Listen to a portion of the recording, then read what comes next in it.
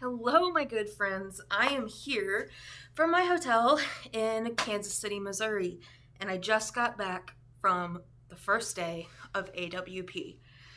If you don't know what AWP is, one, what planet are you from? And two, it is the largest writing conference in the world. Writers from all over the planet come to learn and network, not the like seedy kind of network where you're just like shoving your card in people's face, but the kind of network where you can meet like minded people who are just as weird as you are. So it's been a lot of fun. I'm going to talk about what I learned, and I'm going to show you some of the stuff I came away with. Roll that intro. I set in. I wasn't on the panels, I just viewed the panels. I viewed 3 today. I went to 2 about querying agents and learned a whole lot. And then the last one I went to was writing about trauma without re-traumatizing yourself. That one I didn't learn so much about. It was mostly just authors writing about talking about their own experience and how they stay mentally well when they're writing about their own trauma. But I've done a good job, I think, in not going crazy when I write about my own trauma. I wrote a short memoir in 2019 and have reworked it to the point where it's basically done now, and I'm querying it to lit mags. And I was able to write that. Obviously, I had some tears, and it was about my essay and all that. And so there were tears, but I managed to make it through. So I don't think I learned that much in that panel. But the first panel about querying was called like what we talk about when we talk to or about agents, throwing in some Raymond Carver there. And definitely the biggest thing I took away from there was they said if you were getting a ton of rejections just straight from the query letters, something is wrong with your query letter. It's if you're getting a lot of requests and then rejection, something is wrong with your writing. So I actually have a Google Doc that I'm willing to share, just ask me, of all the things that the agents said. But the biggest thing for me that stuck out was I have to totally rework my query letter. My query letter right now for all 3 of my writings actually totally sucks. And I've been getting lots and lots of form rejection. And it's probably because my query is not great, because I've been published in other mediums. I had immense success as a screenwriter, and it has been a little bit puzzling as to why like they're just blanket rejecting me.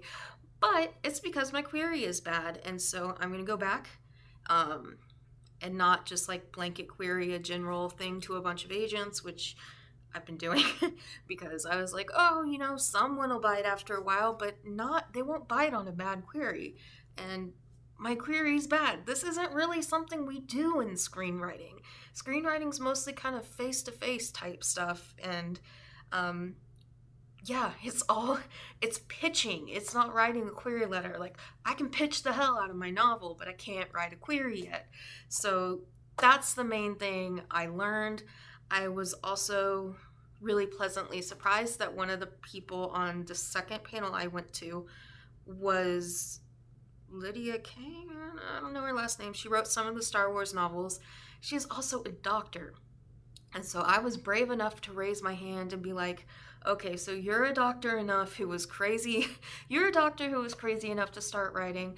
I am a writer who's too crazy to be a doctor. So at what point does scientific inaccuracy for the purpose of story become unacceptable? And that also goes for historical accuracy too. We know I'm a huge fan of Philippa Gregory, but the other Boleyn girl, it really, really bothers me. And she basically just said, the average person isn't really going to know a whole lot. They're not going to know about as much as you're going to know. So fudging it a little bit can be acceptable if it's for the purpose of story. But if it's something if you put something in there where like everybody knows it's wrong. Like, you give someone chemotherapy and their hair doesn't come out or something. Everybody knows chemo takes out your hair. So I don't know. That's just an example I'm giving up with. But some fudging of the truth for the purpose of a good story is okay, is what she said. So let's start with the thing I bought. This was $2. This was from One Story. Do it like that. One Story is a literary magazine. You could actually hear my friend Lawrence talking to them in a clip in my vlog that I'm filming. But the thing about One Story that's really interesting is they publish one story at a time. That's why it's called One Story.